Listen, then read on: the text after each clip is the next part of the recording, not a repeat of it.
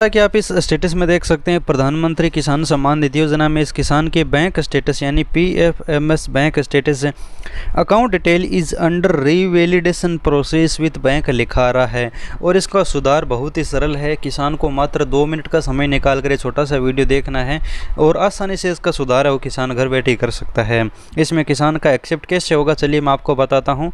मैं आपको बता दूँ, जिन किसानों को पहले अकाउंट था अब उनका पेमेंट मोड चेंज हो रहा है। जैसे आधार हो रहा है तो उनका PFMS बैंक है automatically account detail is under revalidation process with bank बता रहा है। जिनका ये पेमेंट मोड चेंज हो रहा है उनके लगभग ये प्रॉब्लम आ रही है। 100 में से 90% किसानों को ये प्रॉब्लम आ रही है। जिनका पेमेंट मोड अभी चेंज हो रहा है उनको ये आ रही है। इसके लिए किसान को डायरेक्ट एक ही काम करना है, जो यहाँ पर अभी आपका PFMS bank account detail is under revalidation process with bank दिखा रहा है।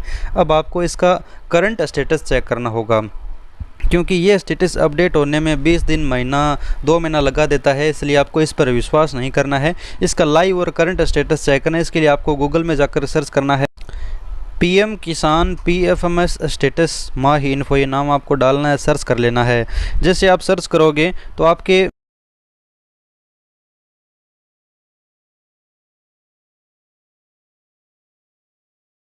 ये आपको मैं इसलिए बता रहा हूँ क्योंकि इसका लिंक है वो माही इन्फो की वेबसाइट पर मिलेगा। पहले आपको लिंक हर कहीं पर मिल जाता था, लेकिन अब पोर्टल अपडेट होने के बाद पोर्टल से हटा दिया गया है। और ये बैंक का स्टेटस आपको इस तरह से दिखाई देगा। नीचे यहाँ पर आपको लिंक दिया हुआ है, यहाँ पर क्लिक कीजिए और अपना रजिस्ट्रेशन नंबर डालने का ऑप्शन है। जैसे आप क्लिक करोगे, अब यहाँ पर आपके सामने 2 ऑप्शन है। अगर आपके पास रजिस्ट्रेशन नंबर उपलब्ध नहीं है तो बिना OTP के यहाँ से निकाल लीजिए। अगर रजिस्ट्रेशन नंबर है तो यहाँ पर क्लिक कीजिए। तो यहाँ पर हमारे पास रजिस्ट्रेशन नंबर है, तो यहाँ पर हम रजिस्ट्रेशन नंबर डाल लेते हैं। किसान का रजिस्ट्रेशन नंबर हम जैसे डालेंगे तो यहाँ पर किसान का इस तरह से हम निकाल लेते हैं। अब जैसे ही रजिस्ट्रेशन नंबर डाला तो यहाँ पर इस तरह से स्टेटस ओपन हो गया। ये PFMS का किसान का लाइव स्टेटस है। तो जैसा कि आप देख सकते हैं 3/3/2023 को और दस्तावेज़ तैयार हुए थे 3/3/2023 को भेजे गए थे और अभी इनका पेंडिंग है और इनका पेमेंट मोड अभी आधार हो चुका है। यानी account detail is under revalidation process का वहाँ पर दिखा रहा है, तो यहाँ पर पेंडिंग दिखा रहा है। अब यहाँ पर इस स्टेटस देखकर आपको सुधार मिल चुका है कि पेंडिंग का मतलब होता है कि आपको आपका जो फॉर्म है उसके बैंक के संबंधी जो जानकारी है, जैसे कि आपके बैंक खाते में DBT लिंक है, यानी वो आधार NPCI के माध्यम से बैंक खाते में आधार आपने लिंक कर रखा है या फिर नहीं कर रखा है।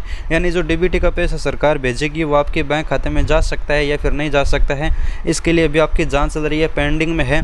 अब ये 2 या 3 दिन का समय यहाँ पर लगता है, लगभग 2 दिन का 3 दिन का समय लगता है।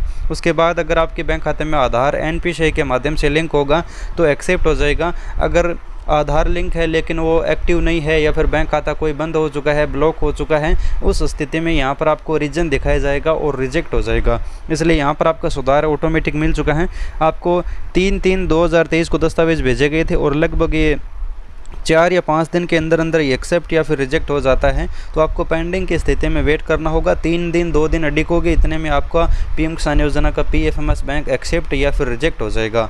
यही था इसका सुधार। अगर आपको जानकारी अच्छी लगी तो वीडियो को कर लेना लाइक और चैनल को कर लेना सब्सक्राइब। धन्यवाद।